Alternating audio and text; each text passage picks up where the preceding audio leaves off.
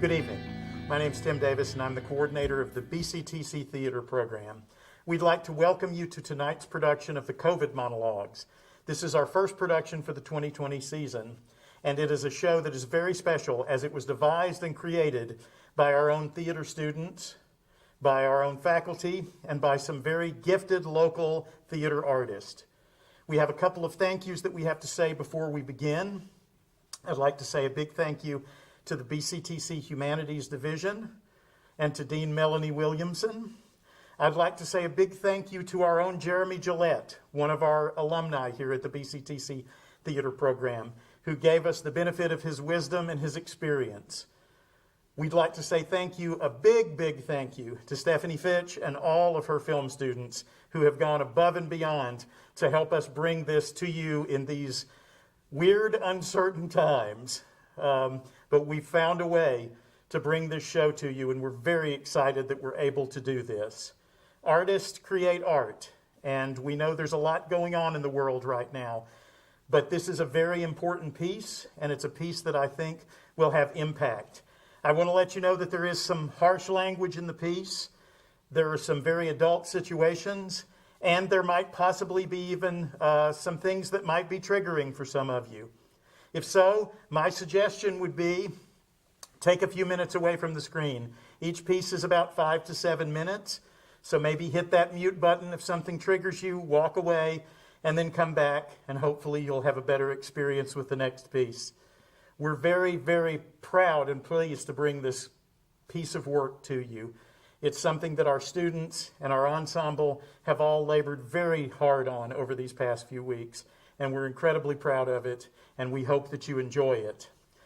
Normally, also, I use this time to dedicate the show to perhaps a person that's passed during the rehearsal period or near the run of the show. Tonight, unfortunately, I don't have time to mention all of the names that this show is dedicated to, but I can tell you that there are over 200,000 of them. And we dedicate this show to their memory, and we dedicate this show with love to them and their loved ones who are struggling without them.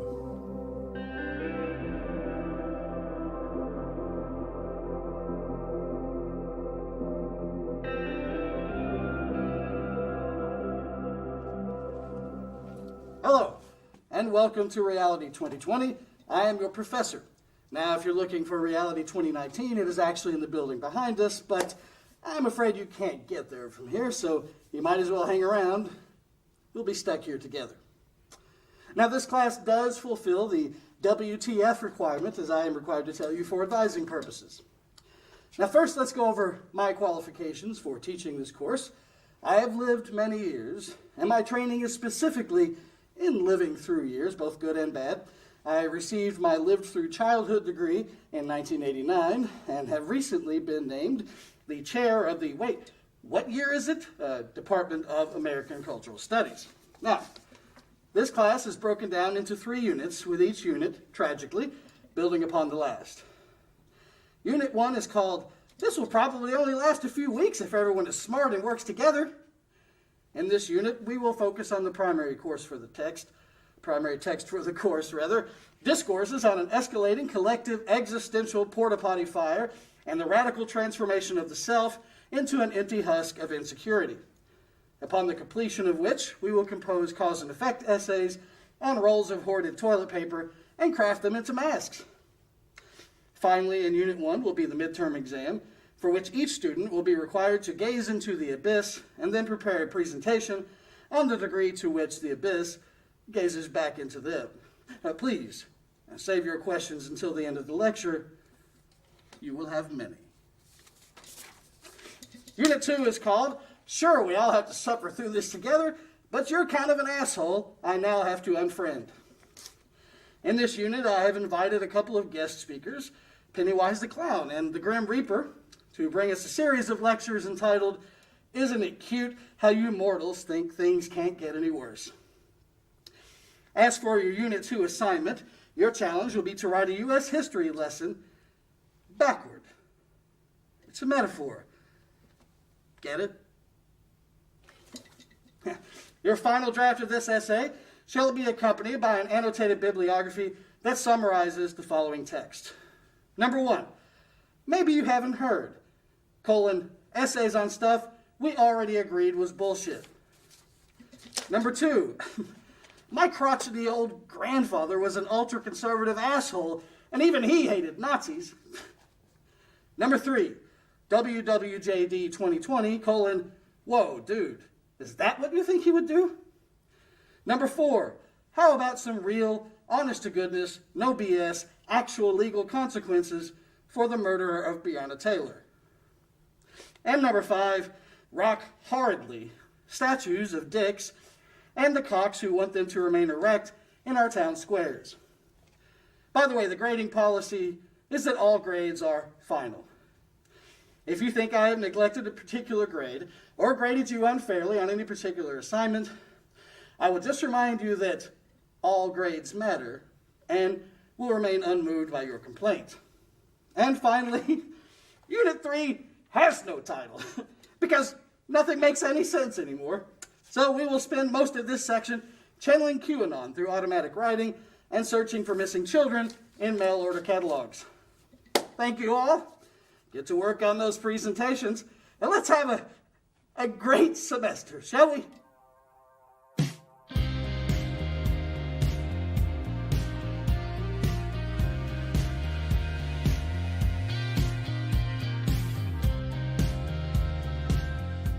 You know I like to be busy, Mom. I love days filled with productive activity, my structure and schedules. At the beginning of the year, I printed out my new calendars. I didn't go with freecalendars.com this year. They didn't have enough space in the little boxes. I went with blankcalendarpages.com instead. Much better margins. You know I like filling up those little squares with all the list of things to do. It gives me such a sense of accomplishment when I get to cross them off.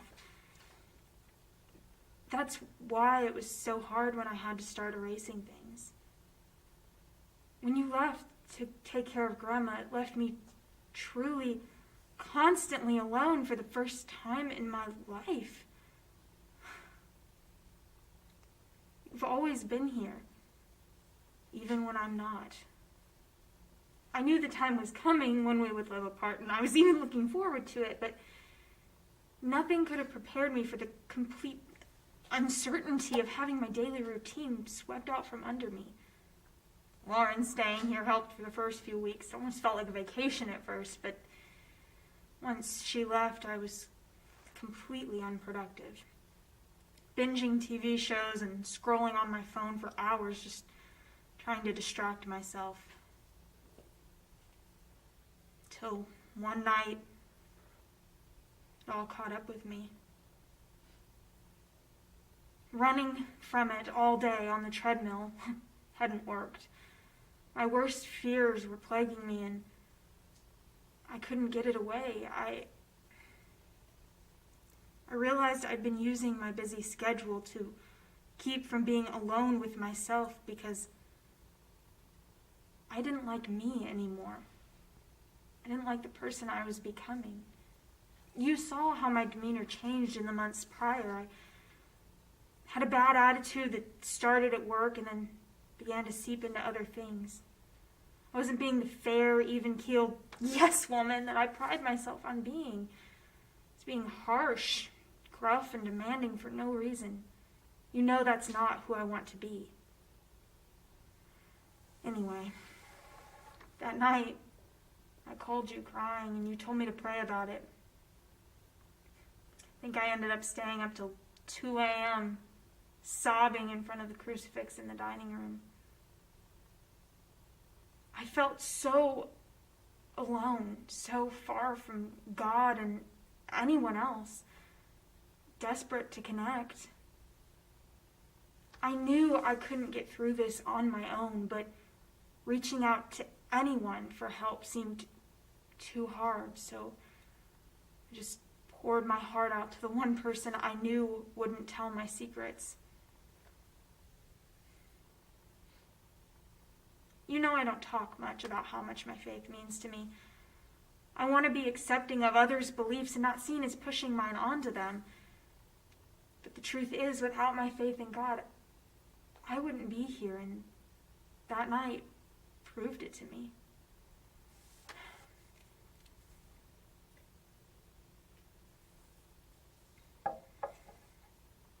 The next morning, I made new schedules and new lists with new bullet points, self-care, and God time. I realized that my perspective had to shift inward, and this pause, as awful as it's been, has given me a chance to work on fixing things that would have gone on being ignored. It scares me, Mom. What would have happened if I'd been allowed to just keep on going like I was? It would have been bad. But like you always say, we can't live in the past, so after that breakdown, the fog in my head started to lift. I felt more hopeful and began to take more pride in my independence. Now, my calendar is starting to fill up again. We have to do things very differently, and I still have a lot of work to do, but at least my life is starting to get busy again.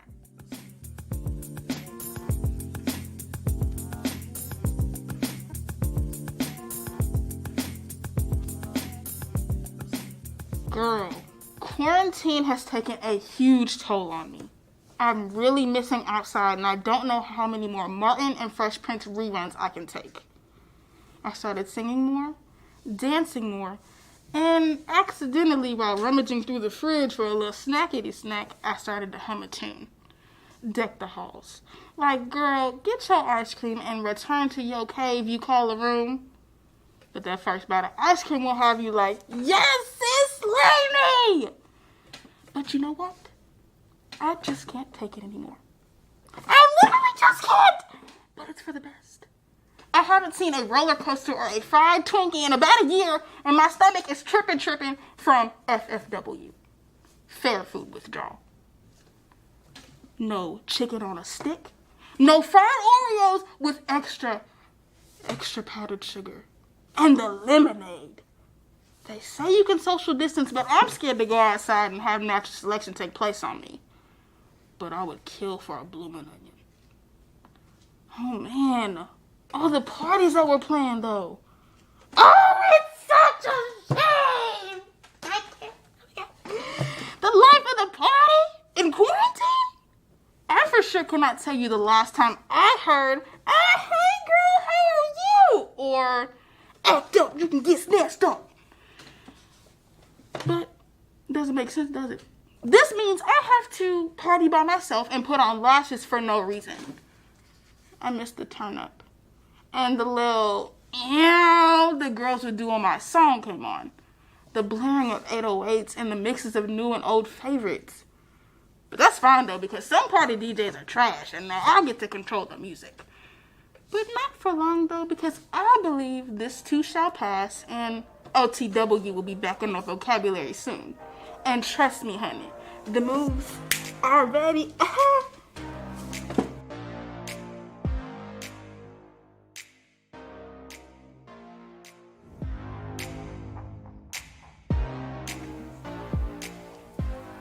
I'm almost 5 months old. Almost 5 months of being alive, being confused, and just winging it, really. I've been on Earth for 149 days. I've probably seen my Nana and Poopa about 5 of those days, though.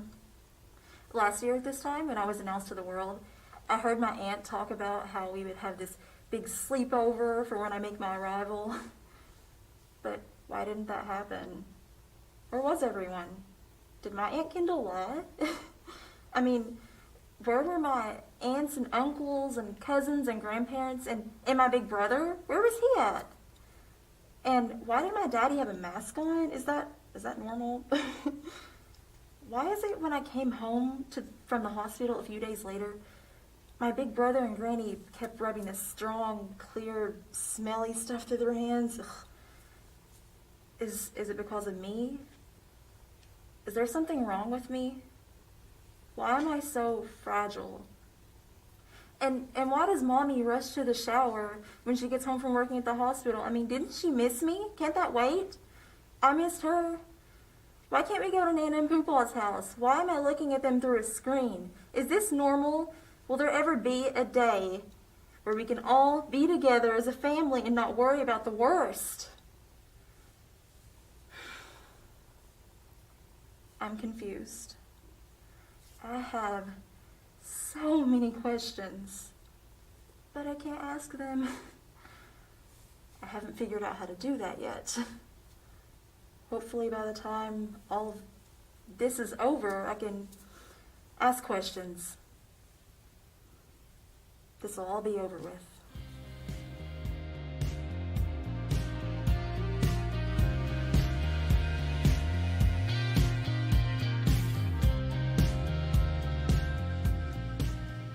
You want to know something crazy? I got a job during all of this. It's the middle of a global pandemic, and I go, wouldn't it be great to risk my life and my family's life to make sure that this public is able to get that nice strawberry sundae they've been craving? Yeah, that's definitely smart. So I got a job and jumped into the real world when people are at their worst. I mean, everybody's under so much stress, and some people are taking it out on the people who are just trying to keep things as normal as possible. So the job would be great if it wasn't for the constant dealings with rude individuals and being covered in soft serve. But, I don't know, getting yelled at, it happens a lot. Like the other day, this guy literally yelled at me because the ranch cups weren't full enough. I mean, obviously he didn't know I wasn't the one who filled the cups up. Or that when you do fill them up, the manager insists that they're only filled half full. But still, that was uncalled for. Or one time, and this is the funny one, this lady literally threw a burrito at me. Like, because this isn't what I ordered. But we told her while she was still ordering that we no longer carried what she ordered and hadn't for like 3 years. And she was fine with the burrito that we offered her until she actually got it. Like, hello, what the hell is wrong with people? But anyway, that's not even the worst one. The worst one is about 300 times worse. This guy actually spit on me. Like, it's the middle of a global pandemic, and this guy spit directly on me. Like, how? How do you even do that? So, he spit on me, and I couldn't even register what had happened. So, I walked back inside, and I said, he spit on me. And everybody was like, what? And I just said it again calmly. He spit on me. And then everyone started freaking the hell out. They made me like change shirts and wash my hands and my clothes and my face and everything I had touched. So that was crazy. It's funny now, but it wasn't quite so funny at the time. I mean, he spit on me. I was just doing my job, and he chose to open up the possibility of me or my family dying. Like, I'm a person. They're people too. And this person decided he mattered more than us. I'm scared. Honestly. I put on a big show, but I can't help the feeling of fear I get when I actually stop and think. I'm scared of dying. Of my friends dying. Of my family dying. But most of all, I'm just scared of being alone. Anyway, here's your strawberry sundae.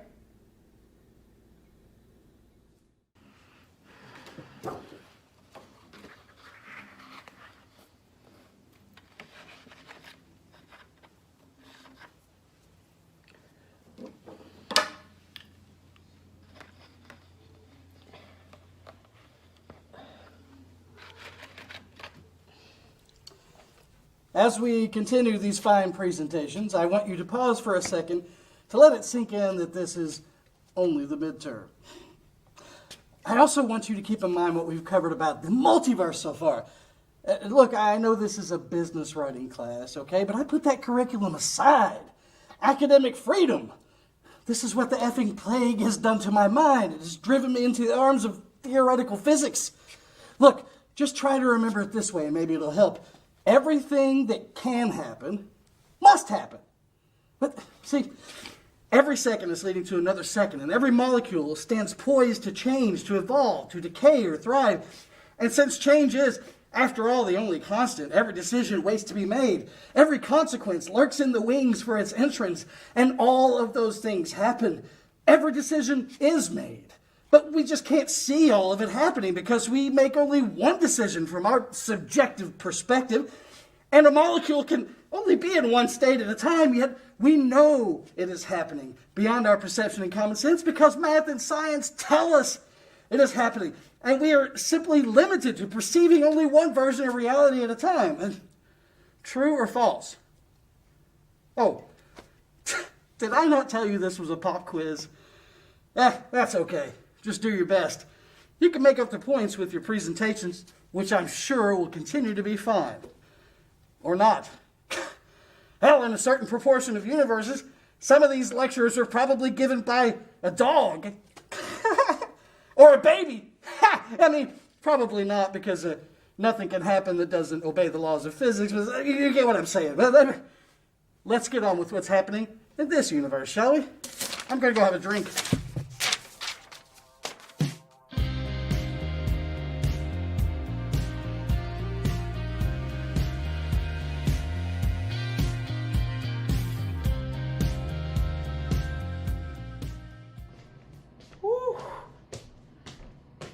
I am over it today.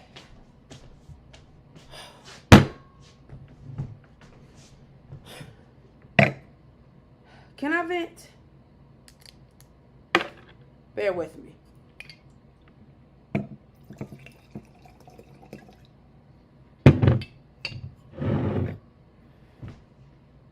What does the school district think this is?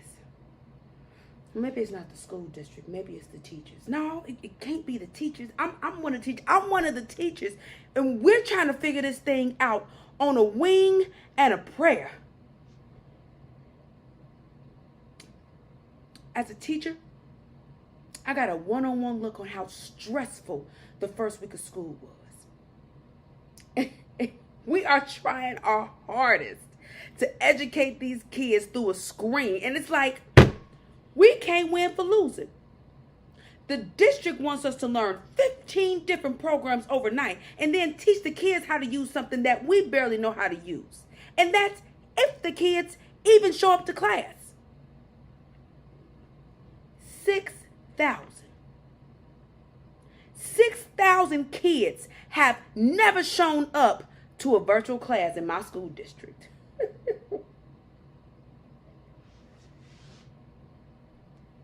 I know a lot of parents are like me. Not stay-at-home parents. And I, as a teacher, I have no choice but to go to work and still try to figure out how to manage my own kids' education. Then you have parents that are working from home and trying to homeschool their kids all at the same time. And let's not even talk about the kids that we know are at home alone. But there's nothing we can do about it. Because landlords are still evicting people in the middle of a global pandemic. So, parents got to work. Ow! Can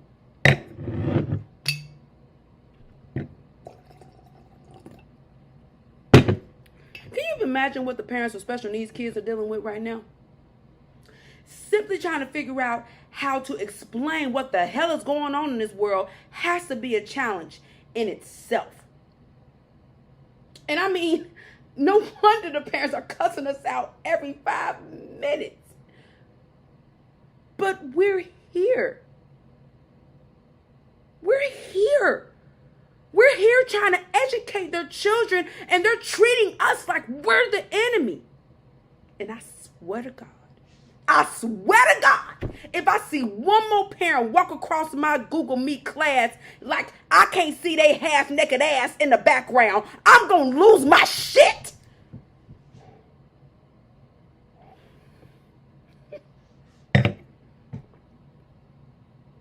$2020 going to give us all nervous breakdowns. There's an invisible enemy trying to kill us. Racists trying to kill black folk. There's a nutcase in the White House. And now, the everyday stress of school.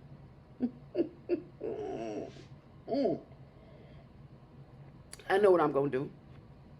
I'm going to change my profession. I'm going to change my profession to counseling on mental health so I can get rich. Because after this, everybody gonna need it. It's too much. It's just too much. Woo!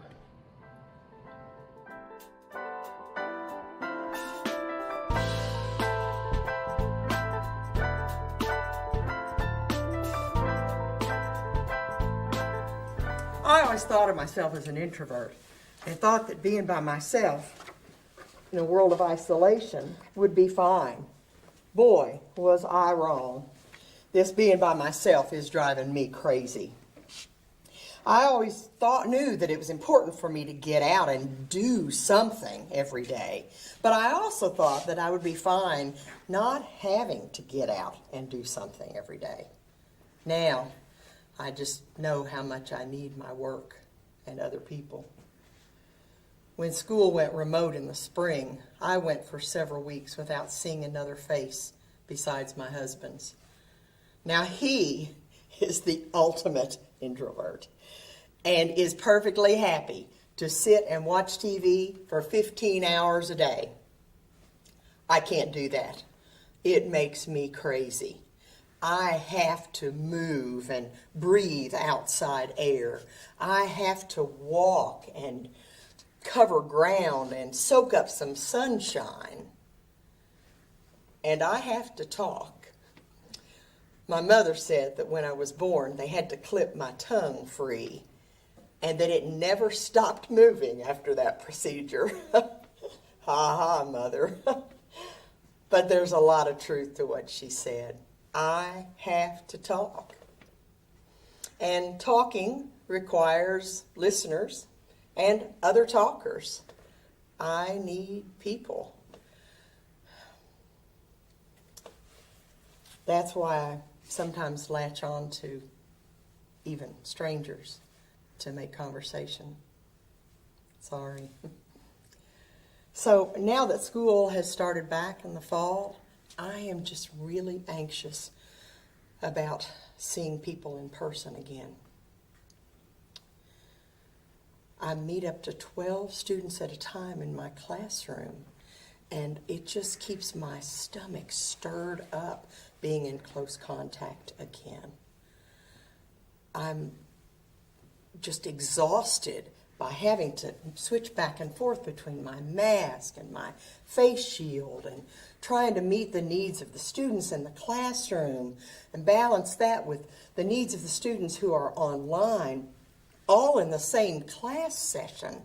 It's like juggling without the bean bags. Oh, excuse me a second. It's a text from my niece. I'd normally wait until I'm by myself to reply, but now it just seems important to connect whenever we can.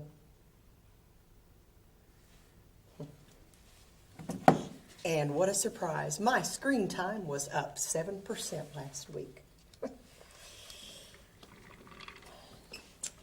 My neck stays stiff from all of the online meetings with my students and my colleagues. I'm in meetings sometimes 6 hours in a day.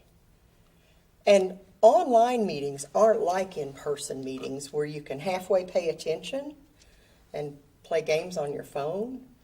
You have to be on and stay engaged. You have to focus to listen and try to figure out whose voice you're listening to sometimes. It's hard work. And my thinking isn't as clear as I'd like it to be. It's like my brain has been affected by the isolation and the social distancing and anxiety and fear. One of my cousins died last month from complications of COVID. I couldn't even go to his funeral. When we were younger, we got together regularly. But the last time all the cousins were together was at our last aunt's funeral. And in our dark family humor, we joked that we would see each other at the next funeral. Now with COVID, we couldn't even do that. When will things be normal again? I don't know what normal will look like when we get through this. I just want to hug and kiss my nieces and nephews and their kids again. I want to see my friends' faces, especially their smiles, without masks. I want to be with my family and enjoy our potluck gatherings that we all enjoy so much. I want to have real live meetings with my colleagues and enjoy being together. And I want full classrooms again with students shoulder to shoulder, enjoying each other's company and laughing and listening and learning and working together. Yeah, that's what I want. What about you?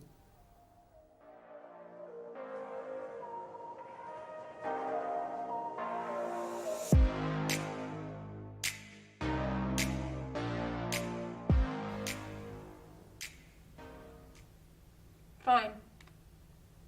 Adjective. Finer. Finest. Of superior or best quality. Of high or highest grade. Choice. Excellent. Or admirable. Adverb. In an excellent manner. Very well. Satisfactorily. Acceptably. Verb, used without object. Find, fining. To become fine or finer, as by refining. To become less, as in size or proportions. Reduce, diminish. Often followed by down. I am becoming less. I feel it every time I turn on the TV or read a post on social media. I am disconnected, even when I am connected. I feel lost. I feel like I'm finding myself. I feel motivated and I feel uninspired. I am a walking contradiction. Smiling. Laughing. Empty.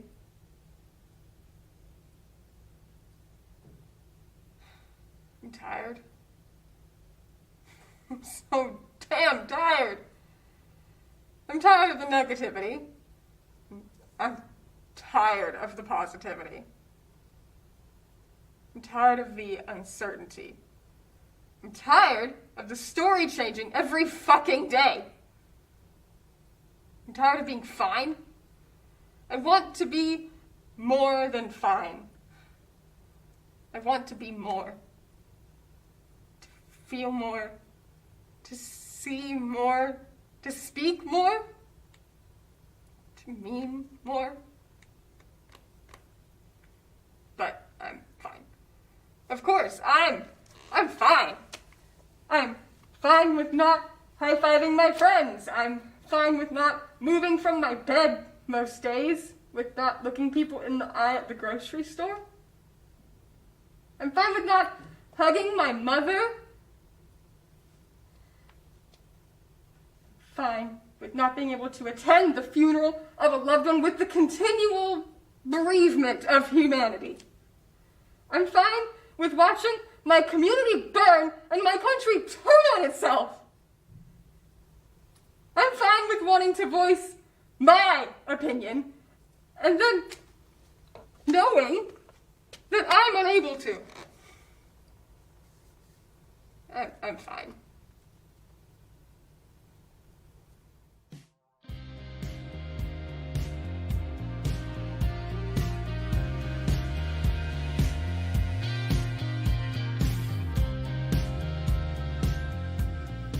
A Twitter post, 7:34 p.m. at Ghostboy2000, 21 likes, 1 retweet. Regarding the recent tweets of @JK Rowling and her proof of a valid argument, I have a few words I'd like to say to you. Miss J.K. Rowling. I've awaited my Hogwarts letter since the first time I heard of the magical Potterverse, before I even read all the books. 5 times through. Each time I was transported into a world full of wonder, an escape from reality. You spoke about overcoming a great evil and finding family. You wrote about unlikely heroes and how love is the most important thing of all. But now, practice what you teach. Why did you get a Twitter? Was it fulfilling your fantasy of having a bird transfer your messages? You've literally brought your series' downfall and are endangering the lives of trans people everywhere. I loved your universe. Your books saved my life. I'm 14. I'm reading the books as my only escape from a world I feel doesn't want anything to do with me. I'm too complicated. But Harry goes through all this magic shit and no one calls him a burden. I keep holding on because I have to know what Harry's next adventure is. I have to make sure he makes it out okay, and I really have to know if he defeats he who must not be named. Because if he can defeat evil and make it, so can I. But now, you use Twitter as a weapon against trans folks, and that hurts. That hurts so bad. And let me point this out. The fact we are in the middle of a pandemic and there's trans kids at home in unsupportive families who feel like they can't be themselves, who get social media feeds of trans murders almost every month. 28. Just this year. And you decide to be this trans-exclusive feminist, a TERF, and deny their existence. What the hell? Trans people get beaten down enough. As a hardcore Ravenclaw, I dove into questions flooding Twitter, and I can't even feel like I can claim Ravenclaw anymore. Anyway, it's really just a whirlwind of cis folks who don't get the impact this has had on trans readers. It's just endless comments of, I still love Harry Potter. I can still buy from Harry Potter. I can still post about Harry Potter. J.K. Rowling's not Harry Potter. Can't you just separate the art from the artist? Just separate the art from the artist and I can't take it anymore! I'm tired of all the ignorant bullshit. You have one of the biggest platforms in the world, and this is what you choose to tweet about. And the fact people can still support her after all this. I get that it was important to you, but it was important to me too.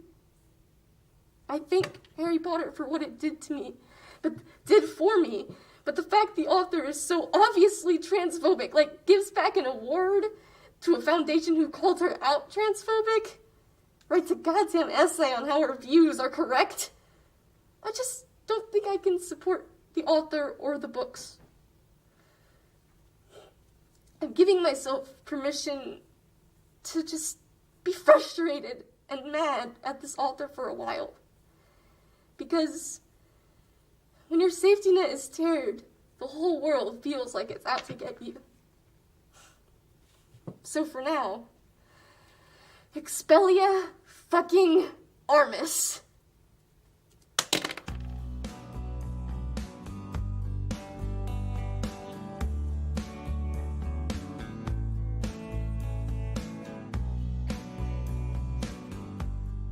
Well, we made it. We're here. Your wedding. Never thought we'd make it to this day. especially in the middle of a pandemic. I know it sucks that you and Chase can't go to Bali for your honeymoon, but I lost a little sympathy for you guys since you guys are going to Cali. Look, I know I'm supposed to be elated for you right now and all, but honestly, sis, I wish I wasn't here. I mean, I wish I could go back a few months ago to where life was normal, you know? I mean, a life where we weren't all terrified from a virus. A time where we could go to Louisville and spar and have the whole family there, and then watch Dad try and keep up with Jackson as he's running around the ring, you know? A time when things were right. And now here I am in the middle of your reception trying not to break down. You know, I know you probably don't realize much of this because I haven't really talked to you about it much. But these last few months have been hard, man.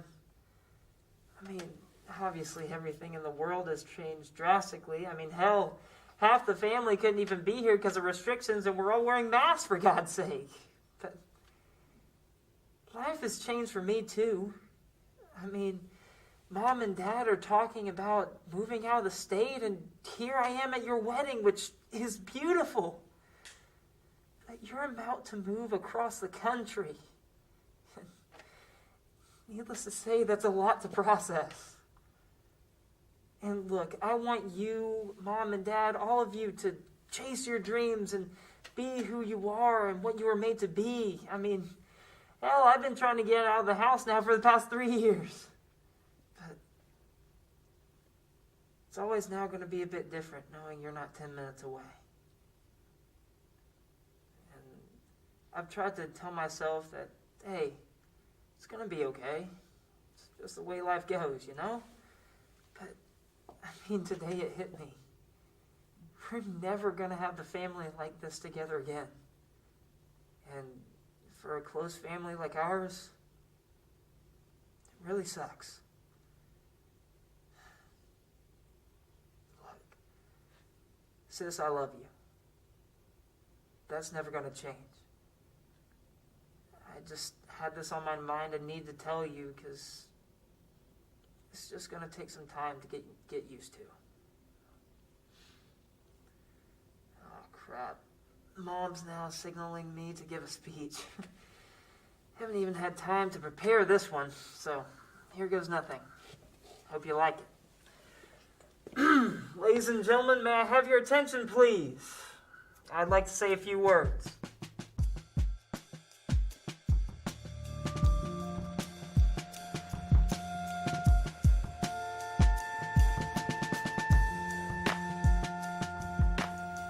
I used to love masks.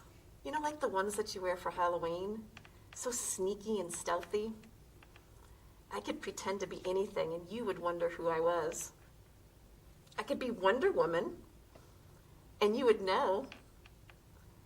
I could be Hannibal Lecter and you'd know who I was. I loved the mystery of it and nobody really knowing who I was.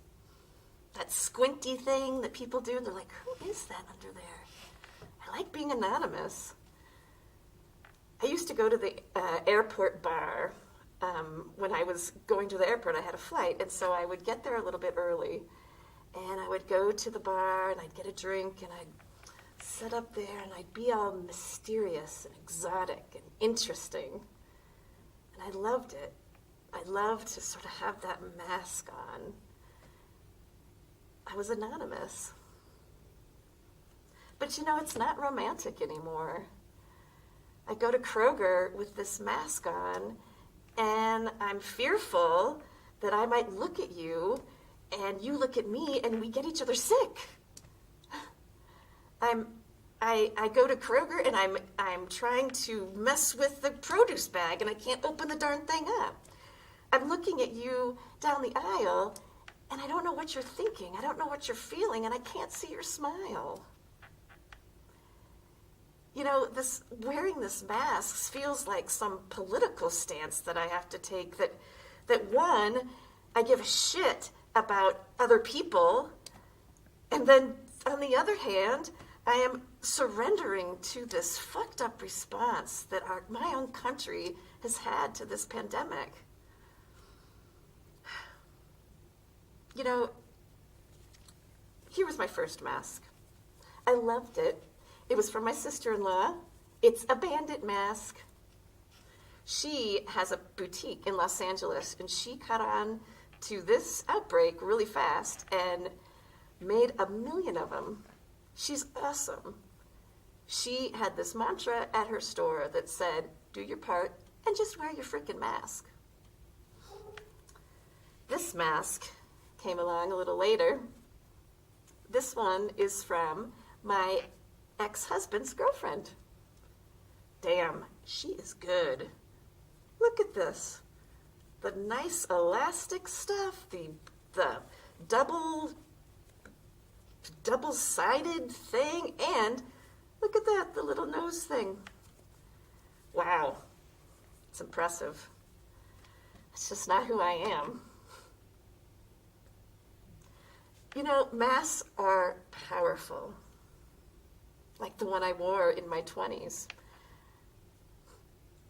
Oh, you want me to be that cute little A student, the sorority girl that has to have a boyfriend, and the president of the Volunteers in Action? You bet. I got that mask. Or maybe the one I wore in high school. Oh, you want me to be that well-balanced teenager, hardworking, the one whose home life is riddled with neglect, emotional abuse, and homelessness? Yeah, I got that one right here.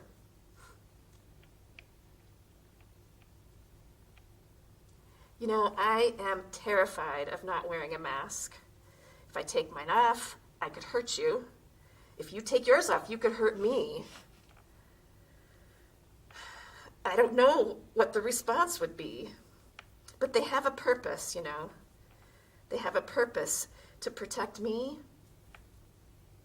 and to protect you and to feel comfortable in a room full of people. But you know, the last 6 months I have learned to hate these fucking masks. They are so cumbersome. I forget them when I leave the house. I can't breathe in them. You can't see how I feel. I can't see how you feel. But I will wear them, and I will wear them. I will wear these masks. Unless I am in a safe space. And we are in a safe place.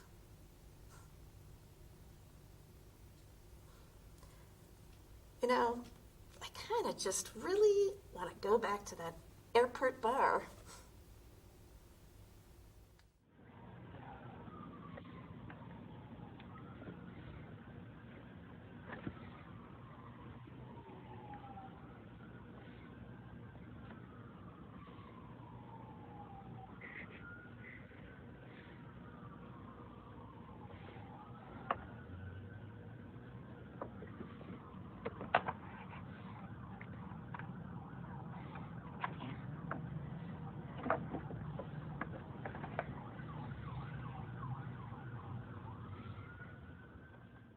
My superiors have suggested that if I wish to continue a career in academia, I should stick with business writing. So, you see, the key to writing and composition in the business world is simplicity. Your average business-savvy reader often has a very busy schedule, and hey guys, come on, people, think about this. Every decision you've ever made, an infinite number of yous made every other possible decision. Hell, in a certain number of universes, you didn't make any decision at all because you were never born to make decisions, you see? Look, today on my walk to class, I thought about jaywalking like I usually do, but then it hit me. In a certain proportion of universes, I get killed jaywalking. So I was like, what? And of course, your business address goes at the top of the page.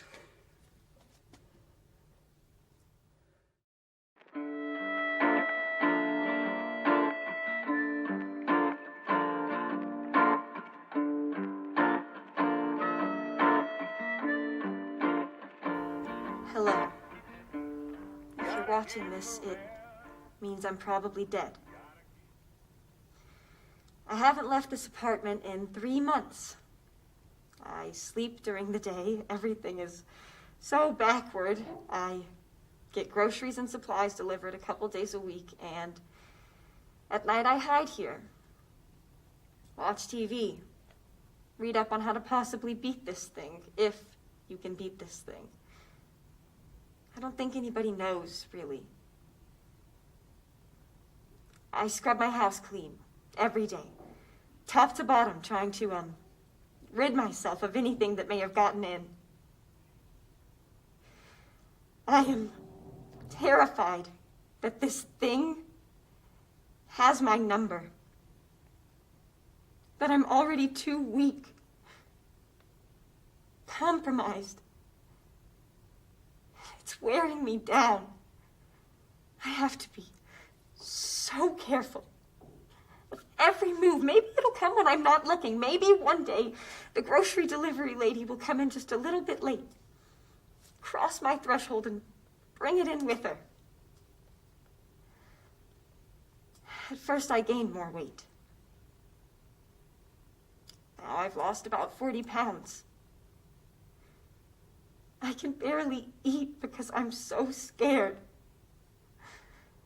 There's no official way to beat this thing, I know, but I started working on some home remedies. I read about people who say they've beaten it, made it out alive. I'll take anything at this point. I just don't want to die. I scrub my house every day. I lock things down tight for the night. I hunker down and wait. But my work is getting thin. Not many people need me right now, even online, so the money's running out. If I don't find a way to make it up, one day I won't be able to pay the rent. Then they'll come here and drag me and my stuff to the curb. Leave me out there. Exposed. I didn't ask for this. I did everything I'm supposed to do. I didn't turn this loose on the world. I don't know who did, but God, it's after me. I've been fighting. I had to find a way to fight. I couldn't just sit here and wait for it to somehow get in under the door. I've been fighting, but I don't even know if what I'm doing is actually effective.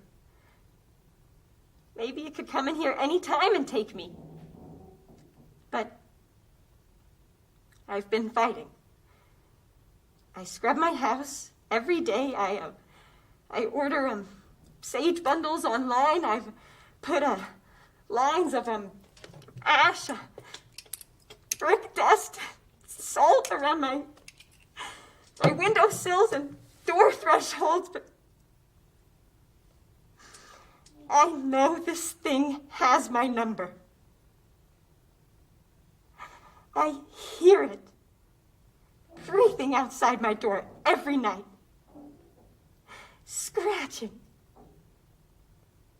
It is just waiting for me to step outside after sundown, waiting for a break in my salt lines. It's wearing me down. I didn't ask for this. I didn't make any deals. I didn't knock over any gravestones or walk under any ladders or break any mirrors. I don't know why it wants me. I know it's taken others. I've seen the bodies on TV, but I thought maybe if I covered my face, it wouldn't know it was me, that I could slip out. Some people say that works. Maybe it works, maybe it doesn't work, but I'm too scared to trust it out there. My home remedies, I ordered some supplies online, some holy water, chicken's feet, churchyard dirt. I'll try anything because this thing has my number. I just know it.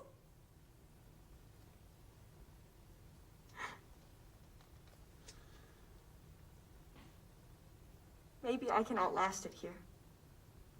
Maybe the money will hold out. Maybe it will move on and give up on me. But I hear it out there. And if you're watching this, that means it got me. The sun's going down. I have to get ready. I'm running low on some supplies, and I need to make an order. But if you're watching this, listen. You fight, okay? Don't let it get you. No one is coming to help.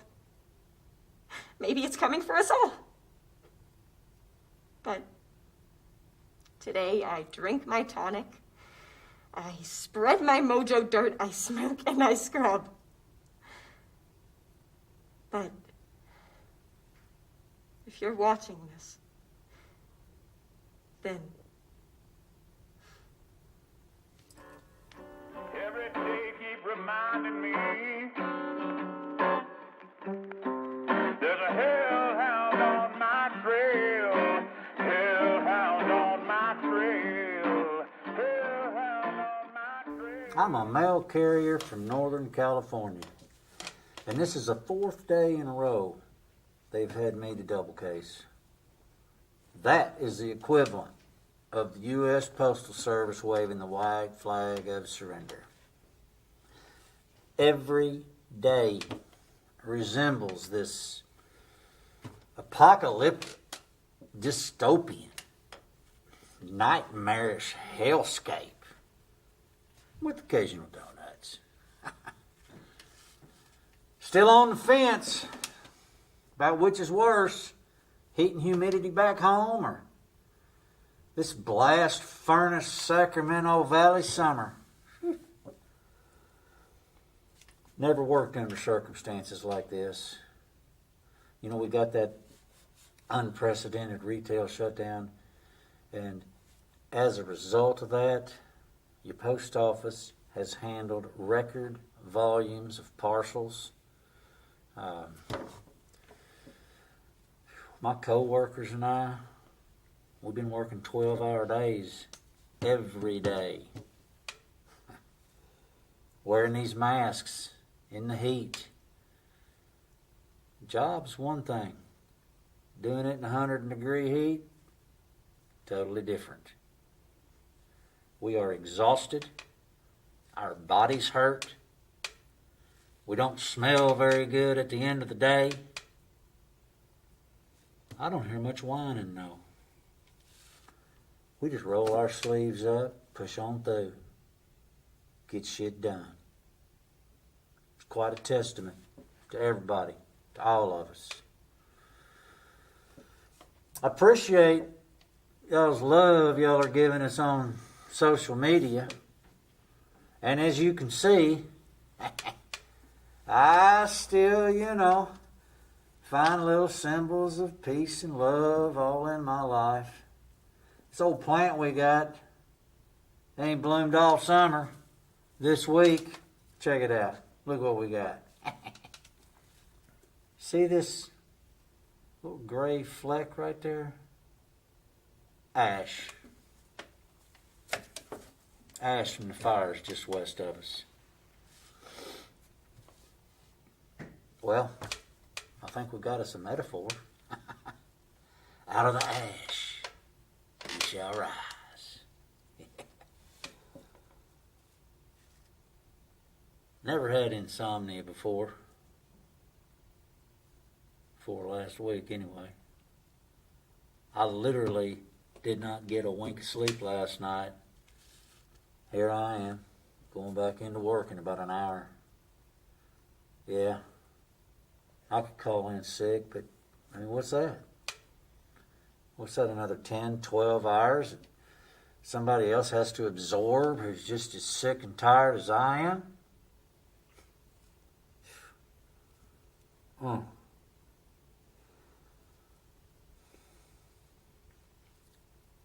I respect my coworkers. Just last week, a few of us headed into Midtown, for a little happy hour. I guess it was a little after 8. We saw this young Asian woman out with her black lab.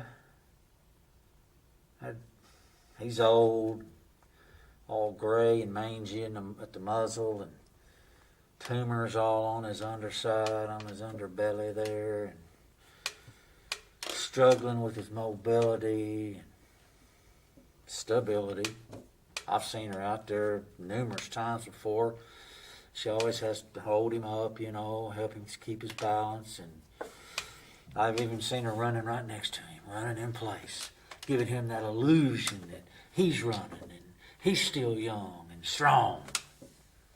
Poor little feller. But today, she's my hero.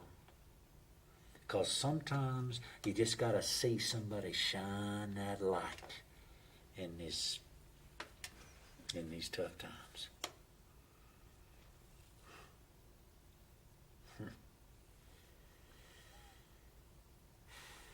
California, shutting down businesses again.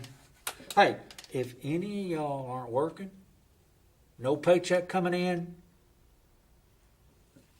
short on food, necessities, or if, things just ain't going too good, please do not put your kids to bed on an empty stomach. I am more than happy to do what I can. All right? I can drop it and go. Nobody has to know. You and I, we can just forget it ever happened. Because what's understood never has to be explained.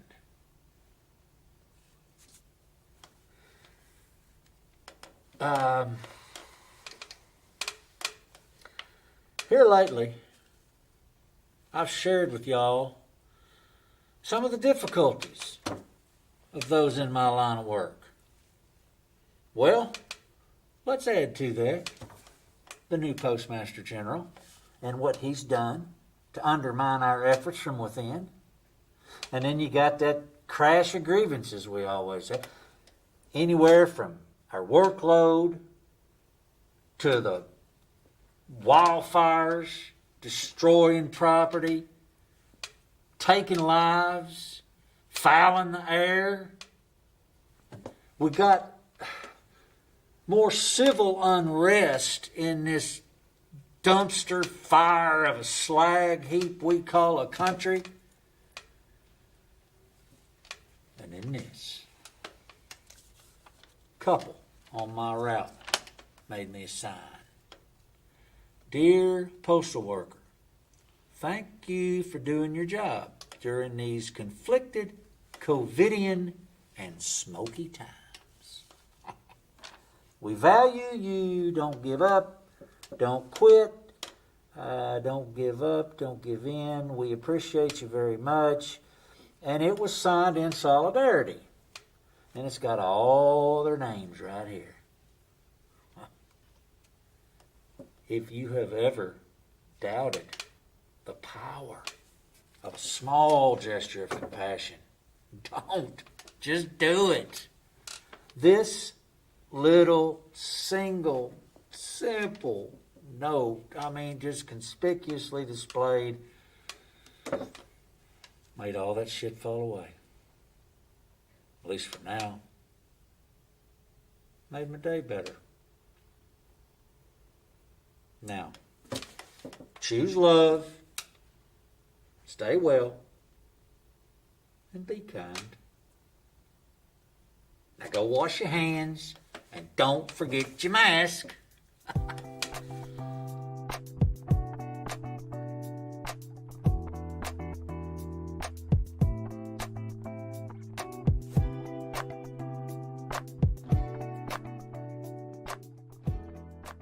Mom hasn't left the den in a week. Is she ill? She should see the needle lady if she is. We walk a lot, so that's a plus, but she keeps hogging my couch and the bed. Let me up there too. She sits at her desk for hours talking to mechanical voices coming from the tippity-tap screen. She calls it working. What is working? Is it like guarding or signaling when the pizza man is at the door? A lot of other humans have been staying in their dens. I hear them walking above me. I shout at them to be quiet. Mom is trying to sleep. More importantly, I'm trying to sleep. Wait, Mom just got up to go to the water room. I'm going to go lay down at the door and poke my nose in just in case she needs me. She's been sad recently. She says lots of people are not doing well. She says they are sick. Did they eat too much grass? She cries sometimes. She whimpers like I did when I was young. I come over and put my head in her lap and lick her elbow. I'm here, I promise. All 100 pounds of me. It's been almost 4 months, and she's been gone for longer than 2 hours. I miss her. When will she come home again? Did she get bored of me? Was it because I wouldn't let her put her cold feet underneath me?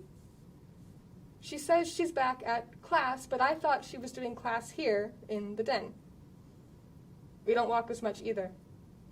She's always typing and clicking away, doing tap things. And I just want to play. I ripped a hole in George the elephant just so she'd notice and get me a new George. She made me promise not to rip this one.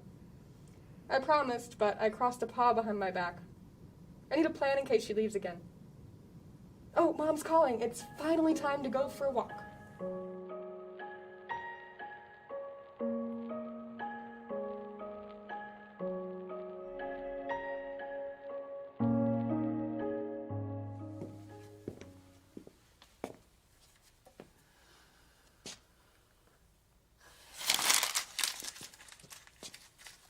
I saw a meme the other day. It was a headline that said, "Homeless man robs bank for $1 in order to obtain health care." Beneath it, a frame from Childish Gambino's "This is America." I don't think I've really seen something that really encapsulated how much this country falls over itself in addressing homelessness. There are federally funded programs that can address it in a compassionate, evidence-based manner. But when you don't fund it appropriately, it does not work. On top of it all, somehow this field is full of people, entire organizations, who just think, you know what? I could fix homelessness and not do any training whatsoever of what actually works. I guess I'm going to be a heart surgeon tomorrow, an airline pilot on Monday. Let's go back to the headline. The headline was from 2011. But here's the fun part. When you put that headline into Google, you'll see headlines from all over the country. That same headline over and over. Multiple instances of this happening. To access healthcare as someone who has nothing, you have to commit a crime, and then these assholes will point to that and say, you know what? They don't deserve a place to live. We shouldn't work with those criminals. Still, he needed health care. He was going to die, so he robbed a bank for $1. What I don't understand about the newspapers is why they have to point out homeless first. It's always the homeless man or homeless woman. Or, if they are trying, and it is progress, do not get it twisted, homeless person. We've talked about this. We've been talking about it for years. People first. It is a person who is homeless. And this is important. They are people first. Don't label people by their current status in life. Damn! I digress. The point I'm trying to make is that by the time I deliver this comment, thousands of Kentuckians have had to face evictions in a pandemic.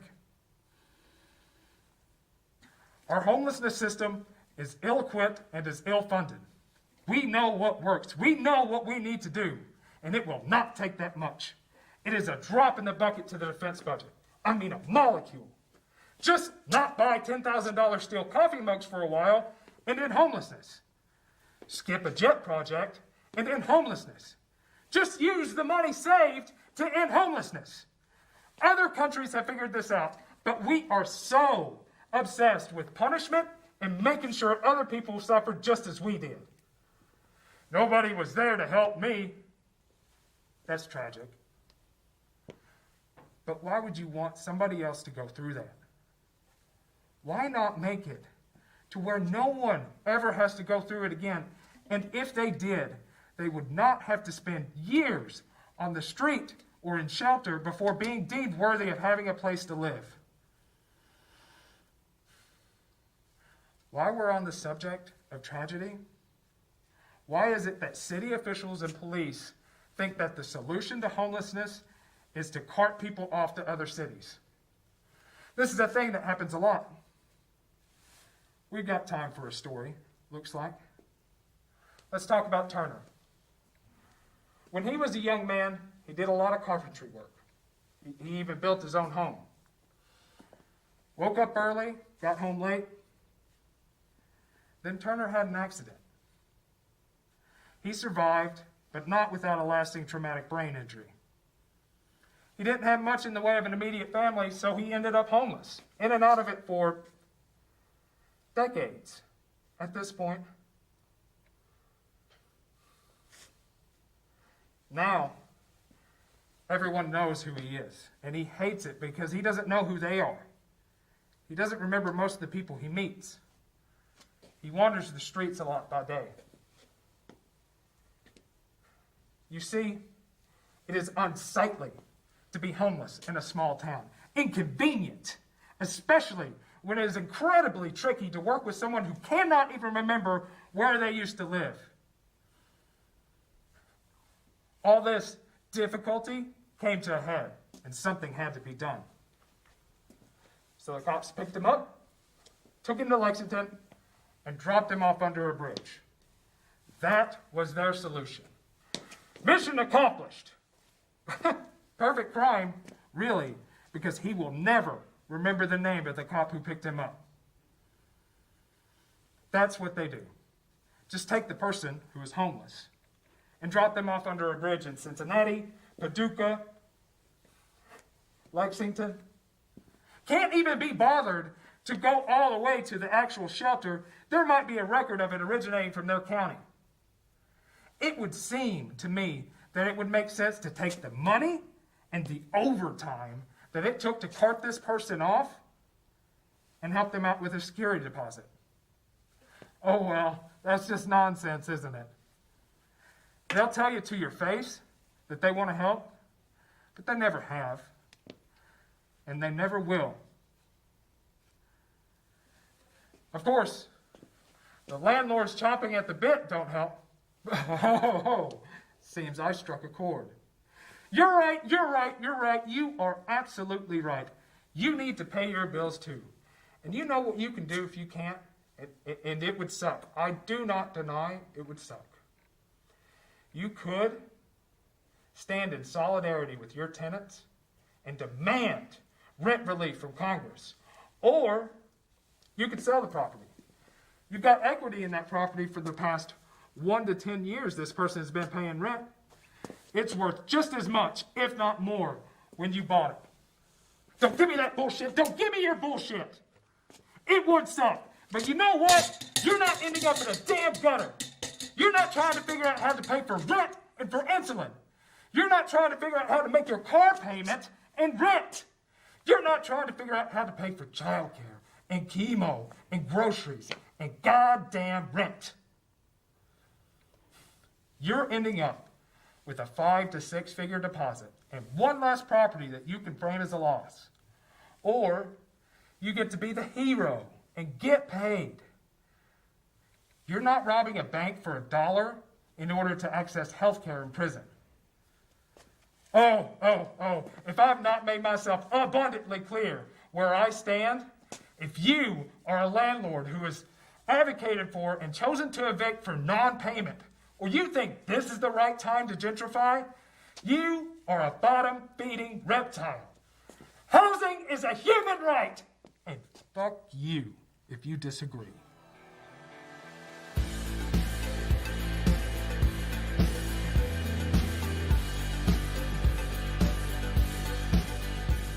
Oh, my hair? You would think I'm having an existential crisis because of the drastic change, or at least that's what people keep asking me. Are you okay? How are you doing? Not only do I now have bangs, I chopped off like 6 inches, and now it's in the form of a mullet. Yes, a mullet. Luckily, I didn't dye my hair. I think people would really think I'm going through something. No, I just wanted a mullet. Oh, I moved out of my parents' house and into my grandma's basement, so better? No, it really is. I mean, I really do feel more independent. I'm buying my own groceries for the most part. I'm definitely getting my own gas. You can ask my bank account that. I have my own bathroom, my own fridge, a nice little desk area that I hardly use. It's good. It's really nice. Oh, I have my dog with me, so I'm paying for all of his crap. Good. It's really good. Oh, yeah, COVID happened. I lost all of my theater stuff I was doing and had to start working more at my family's grocery store because nobody wanted to work when all this started. I mean, I was doing 3 shows all at the same time. I was acting, directing, stage managing. It was a big time for me, and it was just all whisked away. Now I'm working nonstop. Monday, I go to work 8 to 2 in the meat department, and then come back at 4:30 to work as a cashier till about 10. Tuesday, I get up at 9 a.m. to go work either contracting or landscaping with my other job, and then that's done about 6. Wednesday, 8 to 2 in the meat department, and back for more at 4:30. Thursday and Friday are the same as Tuesday. Sometimes earlier, sometimes later, sometimes longer. Saturday is 12 to 6 in the meat department. Working as a cashier, stocking shelves, doing the produce, you name it, and I do it. The days are long, and yet they feel like nothing is happening. Like time is just passing by. God, why is that? Why does it feel like that? Is it just me? Maybe it's just because I'm stuck doing the same thing. No, I'm thinking about it. And I was stuck in a routine in the past. I'm going through so many changes. Why do I feel so stuck? There are people going through so many worse changes. I mean, people are losing family members. People are literally losing their lives and on the streets and in their homes, and not just to corona. No, just for the color of their skin. People are losing their lives. This country is going through a serious, much needed change, and so am I. So why do I feel so stuck? Why is this such a big deal to me when others are going through so much worse? Why can't I just see how privileged I am? Why can't I see when others don't have that privilege? Why can't I just speak out about my opinion when it's most important? Why can't I have a definite opinion? Why can't I remember things? Why can't I just show people that I care more? Why can't I be a better person? God, why am I the fucking worst?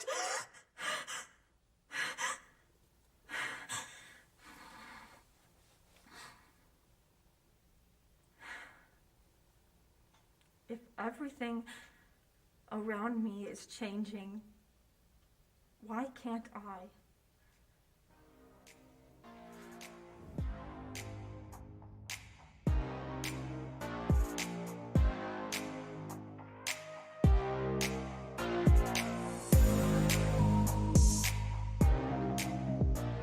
Sometimes I just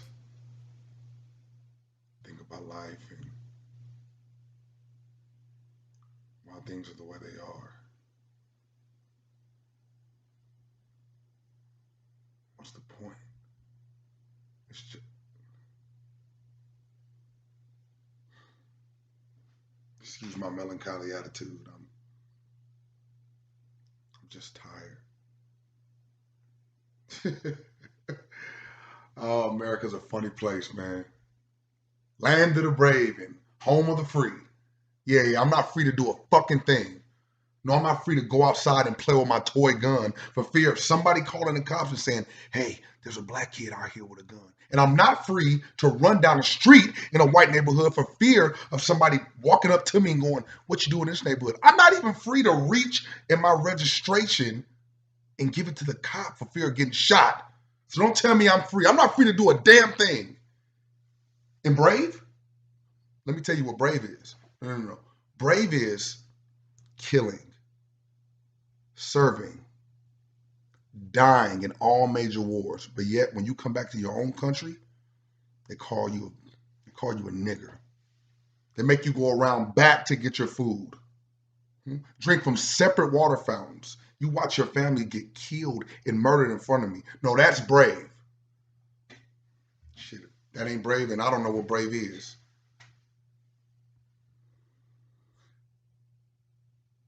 Honestly, things haven't really changed. I mean, damn! If this fucking pandemic / quarantine wasn't bad enough, I'm always glued to this liver spot disease we call social media, man.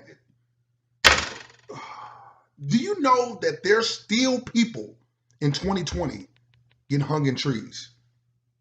No. I mean like real hung, like noose around the neck, hanging from a branch hung. And they rule as suicide. What? Man, get the fuck out of here. Man, who the fuck jumps in a tree, hangs himself, leaves no note for no reason, huh? You think we stupid? So you tell me, how am I supposed to contain all this rage and anger and resentment and fear that I have inside of me? And you say peaceful protest, huh? Oh, be peaceful. Yeah. Let's ask Dr. Martin Luther King and Medgar Evers what peace got them. Yeah, I thought so. So scratch that. Yeah, it was never about that. Never. Oh, then you want to say, well, I don't like when they kneel in the game. I feel like it's disrespect to the flag. First off, no, it's not. Second off, when Tim Tebow did it, oh, he was this big savior. Oh, he was this great man, this big old savior, huh? But I digress. You know, this year, the NFL did a unity game. Players came together, arm in arm, united. No Black Lives Matter, no kneeling. And what did you do? You booed. You booed for unity. All that does is let me know that it was never about the flag. Whether you want to believe it or not, systemic racism is real. It's real in our ghettos, our projects, low-income housing, loans, and most important, in our prison system, where 1 in 3 black kids will go to prison in their lifetime, whereas their counterpart, the white male, 1 in 17. for the same crime. Now, you tell me there's not a problem in how we treat black people in this country. You know what? Let's play a game. It's called Have You Ever? Ready? Okay. Have you ever seen an all-black neighborhood that looks like Bel Air? Don't worry. I'll wait. No? Okay. Have you ever seen a projects ghetto that wasn't all black populated? Just think about it for a second. Just think about it. In all your glorious years on this earth, have you ever seen that? Now, I want you to do me a favor. Ask yourself why. And you tell me there's not a problem with how we treat black people in this country. Oh, but you love our athleticism, huh? You love how we catch that football, how we shoot the basketball, huh? You love that, don't you? You love that? Or you like rapping our songs in the car? Yeah, you like doing all that. Yeah, but you want us to not say anything, not have a word, be silent. Tell you what, I won't be. I won't be silent. No, I'll speak. Yeah, I'll speak for George Floyd, for Trayvon Martin, for Breonna Taylor. Breonna Taylor. I'll speak for my granddad, who grew up on a plantation, seeing his family murdered right in front of him. Now I'll speak for all the other countless black lives that were taken because of police brutality. I'll speak for them. They don't have a voice anymore. Hey, this is my reality. This is my reality. My only question is will things ever change? Or maybe it's just time for the big man to just put a plug on everybody. Start off anew. I don't know, man.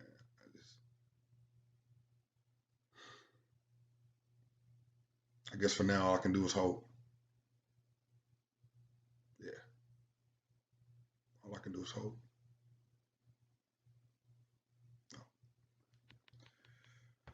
So, same time next week.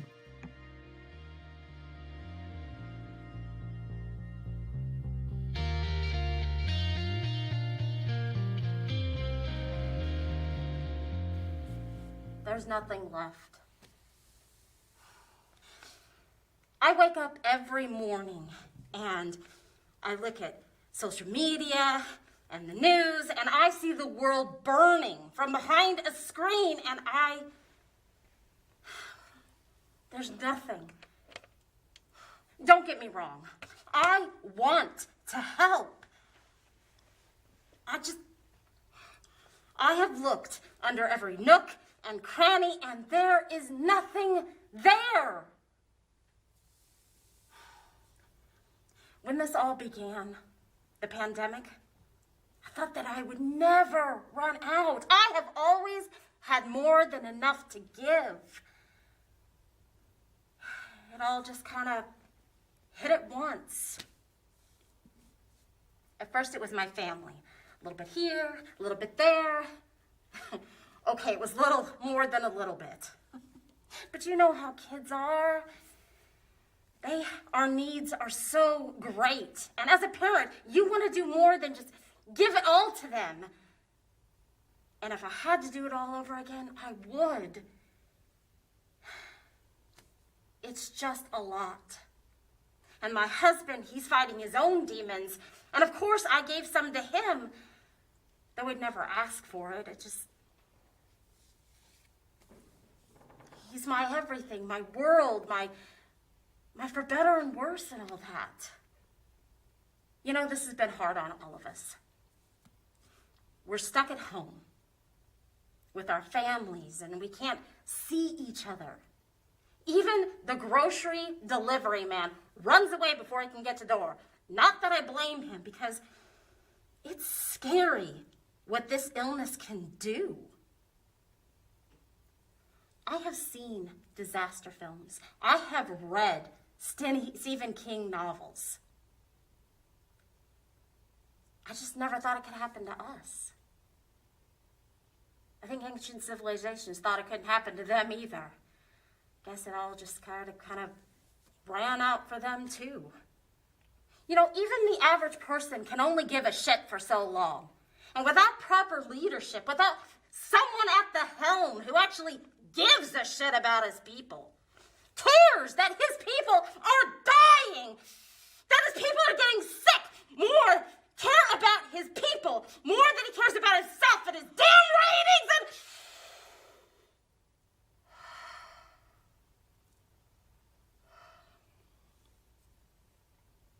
and then there's the movement. I couldn't not give to that. No one should be made to feel like their life is worth less than their neighbors. I couldn't just stand by while people were getting attacked and hurt and made to feel like their life wasn't worth surviving. I've got an opinionated mouth on me, and I have lost some friends and some family members too. But I know that in the end, what I gave is what was needed.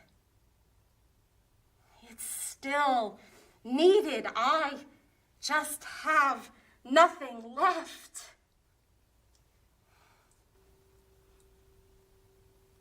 No one ever told me that it was going to run out. If someone had told me, I would have saved some. I would have saved it. I would have held on to it. And now there are people dying, people getting sick, and I can't help them. I have nothing to help them. People are dying, and I have nothing to give.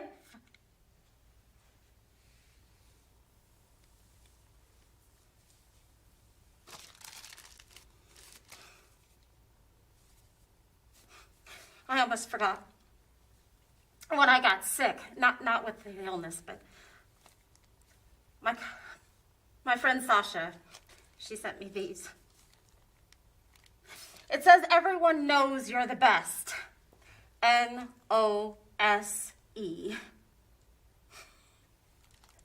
She's so corny. That's also the week that Beatrice, she gave me a basket full of tinctures and salves and edibles to get me through the week. And then there's my cousin Isaiah.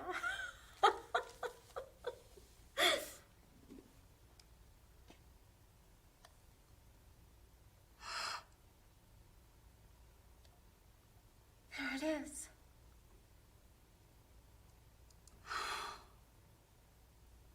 Thank you. Thank you from the bottom of my heart.